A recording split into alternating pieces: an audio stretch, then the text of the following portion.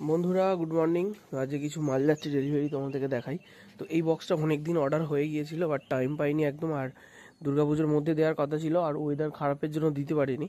আর এটা যাবে নন্দীগ্রাম বাজগুল পর্যন্ত বাসে যাবে, তারপর ওই দাদাভাই নিয়ে নেবে। তো উপরে দেখো মার্কার দিয়ে লিখে দিয়েছি, এটা চণ্ডীপুর পর্যন্ত যাবে, তো সেই জন্য চণ্ডীপুর লিখে দিয়েছি। আর এটা যাবে 8 ইঞ্চি 250 ওয়াটের স্পিকার।